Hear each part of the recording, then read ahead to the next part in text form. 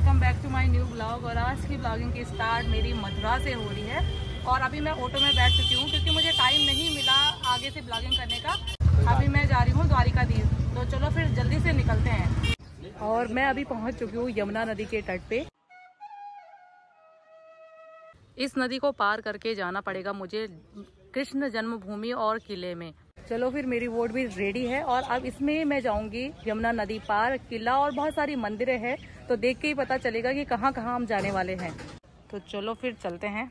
डर भी लगती है बहुत ज़्यादा क्योंकि ये हिलता है।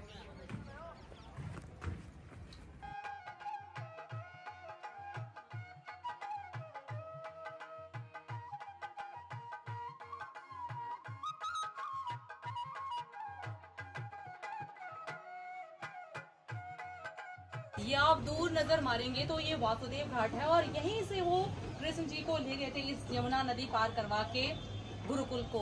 कोने में एक किला दिख रहा है, वो कंस किला है। पहले वो पूरा था, आपके टूट टूट के वो बहुत ही कम हो गया है। और नियरेस्ट जाने का मौका मिलेगा तो आपको जरूर दिखाएंगे। ये पूरी नगरी हमारी कृष्ण की है। तो अभी मैं पहुंच चुकी हूँ द्वारिकाधीश में और यहाँ पे बारिश चल रही है तो इसकी वजह से मम्मी ने छाता रखा था, तो मेरा ये काम आ गया। और अभी मैं जा रही हूँ द्वारिकाधीश जहाँ पे कृष्ण जन्मभूमि है। तो चलो फिर जल्दी से निकलते हैं। और वहाँ पे टाइमिंग है कि 12 बजे क्लोज हो जाता है मंदिर, फिर शाम के 4 बजे खुलता है। तो मुझे जल्दी जाना पड़ेगा क्योंकि मुझे यहीं पे 11:30 हो गए। तो दोस्तों मैं अभी पहुँचने वाली हूँ द्वारिकाधीश मंदिर और ये रहा हमारा द्वारिकाधीश का मंदिर। तो चलो फिर अंदर चलते हैं और कृष्ण जी के दर्शन करते हैं।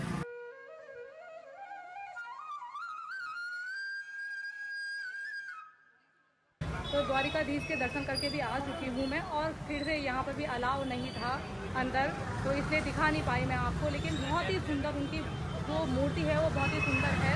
उसकी कल्पना करना तो बहुत मुश्किल है मेरे लिए और बताना कि इतनी सुंदर थी वो। और अभी मैं आ चुकी हूँ होटल में खाना खाने के लिए। चलो मेरा खाना भी आ चुका है और जल्दी से खा के फिर उसके बाद मैं निकल जाऊँगी वृंदावन के लिए। चलो फिर खाना भी खा लिया है और अब निकलती हूँ मैं आगे वृंदावन के लिए। तो जल्दी से निकलते हैं। और यहाँ पे ना कृष्ण जन्मभूमि भी है तो मैं वो आपको दिखाने वाली हूँ।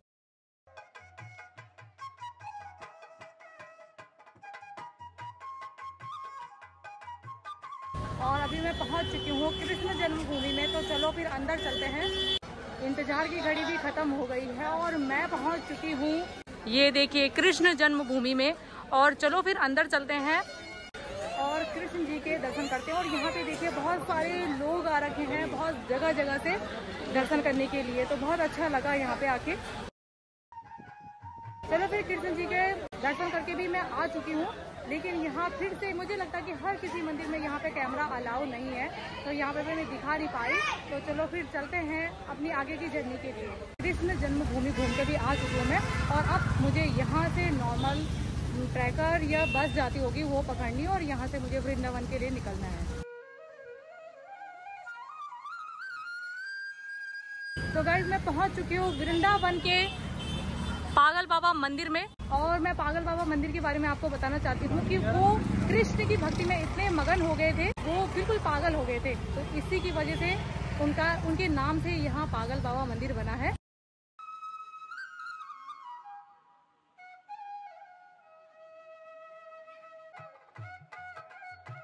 और हमारा पागल बाबा मंदिर इतना खूबसूरत है ना, तो मैं आपको दिखाती हूँ।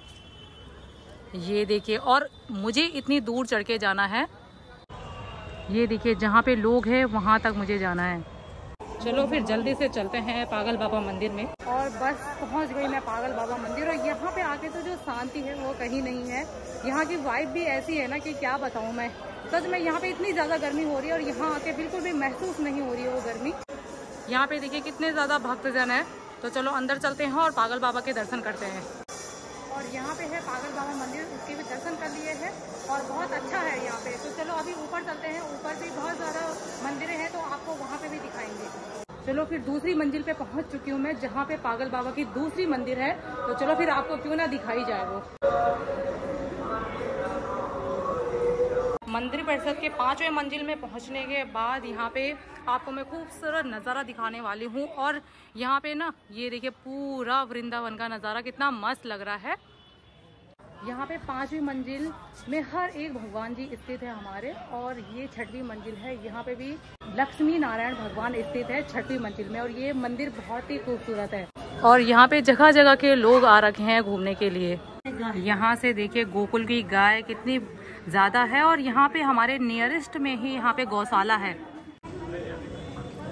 पागल बाबा मंदिर भी घूम के आ चुकी हूँ, और इसी रूट पे आगे 1 किलोमीटर की दूरी पे दूसरा मंदिर बनता है बांके बिहारी का, तो चलो फिर वहाँ चलते हैं। जब मैंने सोचा कि मैं वृंदावन आई हूँ तो क्यों ना मैं अनुरुद्धाचार्य जी को तो आप जानते होंगे, मैं उनके आश्रम में जा रही हूँ और अभी वो भागवत कर रहे, तो मैं आपको दिखाने वाली हूँ।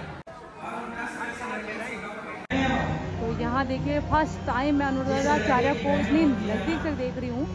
मतलब स्त्री 4 रूपा में होती है। स्त्री भक्त का मतलब लुगाई का भक्त नहीं, स्त्री भक्त मतलब माँ का भक्त।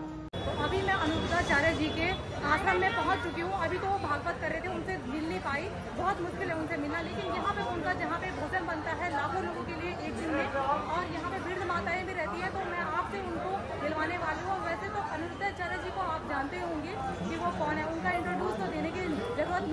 मेरा तो बहुत बड़ा सौभाग्य है, तो मैं उनके आश्रम में जा रही हूँ। और ये हमारे वृद्ध माताओं का आश्रम है, तो यहाँ पे दादी जी बैठी है। नमस्ते दादी जी। ये देखिए, तो अभी यहाँ पे 200 माताएं हमारे यहाँ पे है जो वृद्ध आश्रम में रह रही है। ये देखिए, हमारी पूरी माताओं के लिए यहाँ पे रहने खाने के लिए बहुत अच्छी व्यवस्था है। एक माता जी हमारी ये है, यहाँ पर एक माता जी हमारे अनुरुद्धाचार्य जी का भागवत सुन रही है। पहले के लोग ज्यादा बच्चे पैदा इसलिए भी करते थे। तो यहाँ पे आश्रम घूम के बहुत अच्छा लगा, और यहाँ पे जिसको भी मिलना होता है वृद्ध माताओं को, तो यहाँ पे आते हैं महाराज जी और उनको यहाँ पे आशीर्वाद और उनसे मिलते हैं, तो बहुत अच्छा लगा। यहाँ पे उन्होंने बहुत अच्छी फैसिलिटी कर रखी है, मतलब मेरे पास शब्द नहीं है कि कितनी अच्छी व्यवस्था उन्होंने यहाँ पे हमारी वृद्ध माताओं को दे रखी है। तो अभी नीचे चलती हूँ जहाँ पे लाखों लोगों के लिए खाना बनता है 24 आवर्स। ये देखिए हमारा मैस, जहाँ पे लाखों की कगार में लोग खाना खाने बैठे हैं। ये देखिए, इधर साइड को हमारे बैठ के भी खाना खा सकते हैं, और इस साइड हमारे नीचे बैठ के भी खाना खा सकते हैं। और मैं महाराज जी के आश्रम में आई और खाना नहीं खाया, तो ऐसे कैसे चलेगा। उनका खाना खा के मैं पक्का जाऊंगी। तो यहाँ से हम थाली लेंगे, और यहाँ पे खाना।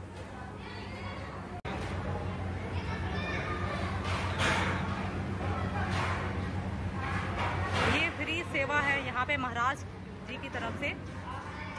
दाल, कद्दू की सब्जी, और ये देखिए, और यहाँ पे 24 आवर्स खाना मिलता है। जिस किसी को भी खाना होगा, कोई अमीर और गरीब की बात नहीं है।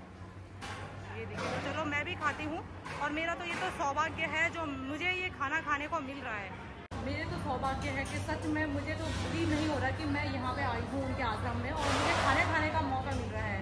और खाने में रोटी, जिसको जितना खाना है, चावल है, दाल है, सब्जी है। सच में यार खाना भी बहुत टेस्टी है यहाँ पे। और यहाँ देखिए इतनी अच्छी फैसिलिटी है, चेयर पे बैठ के भी खाना खा सकते हैं आप लोग। मैं पहुँच चुकी हूँ बांके बिहारी मंदिर की गलियों में, और आप यहाँ मेरे पीछे देख सकते हैं श्रद्धालुओं की कितनी ज्यादा भीड़ लगी है। और वाह, ये किस चीज के फूल है भैया? कमल। ये देखिए, कमल के फूलों की माला बना रखी है जो बांके बिहारी को चढ़ाई जाती है। मैं बांके बिहारी के मंदिर में पहुँच चुकी हूँ, और ये देखिए भीड़ देख सकते हैं कितनी ज्यादा हो रखी है।